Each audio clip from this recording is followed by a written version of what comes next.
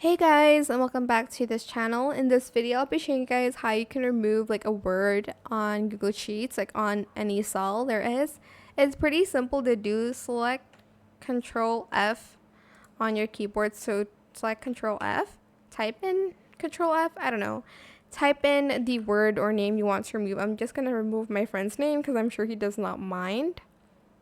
And then to remove it, select the more options section, and I know there isn't like a delete, but you're actually just going to fill the replace with blank, and it's just going to actually remove it. So if you select replace all, as you can see, the word has been deleted, and then you're just going to select done. As you can see, it's like removed.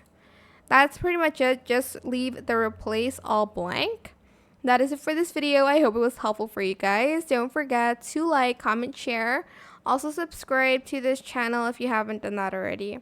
If you have any more questions about this video, just leave it in the comment section down below. I will try my best to answer them all for you guys. And if you found this video helpful, please click the thanks button as well. That is it for this video. Thank you so much for watching. Bye.